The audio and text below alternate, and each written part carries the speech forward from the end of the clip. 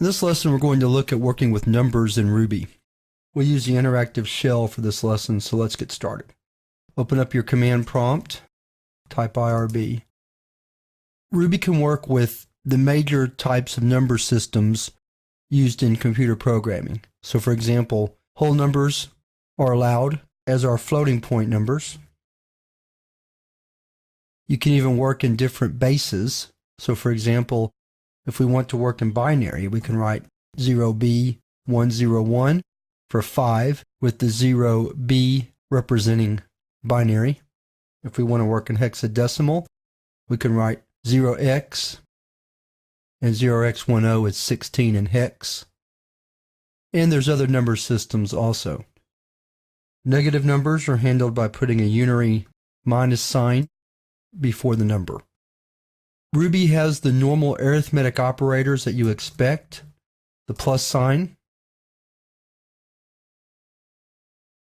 the minus sign, although in Ruby when you try to use a floating point number, you need to put the 0 first, so let's do that again.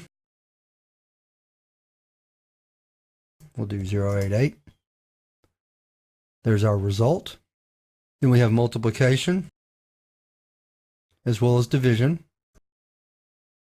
We also have modulus, so if we want the remainder of a computation, I'll put a space here. So 4 modulus 2 is 0. We also have exponentiation, 2 asterisks. 2 raised to the second power is 4. And of course, I've already shown you how to do unary minus or to negate a number. An interesting thing about Ruby is that numbers, like other pieces of data, are objects. And so we can use object functions or methods directly off of numbers in Ruby. So for example, if I want to find the absolute value of -23, I just write -23.abs, and that returns the absolute value of that number. Some other methods we can use include division,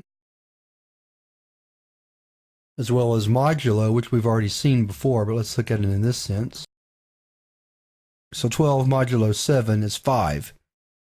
Since 12 is divided by 7, 1 with a remainder of 5. Another important thing that you can do with numbers is convert them to string. So for example, if I have the number 100 and I want to convert it to a string, I can write 2_s, and you'll see that what I get as a result is the number 100 turned into a string. So those are just a few of the things we can do with numbers. I wasn't going to try to cover everything. There are a lot of methods that are part of the number class. And also be aware, though, we're going to cover this more in the section on variables, is that variables in Ruby can shift from numeric type to numeric type.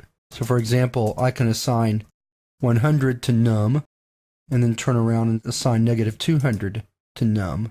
And Ruby isn't worried about the fact that 100 is a whole number and -200 is a floating point number. Internally, the language simply adjusts the data type of the variable. We'll talk more about that in the chapter on variables. But with that, I want to move on to the next lesson where we're going to talk about Boolean data.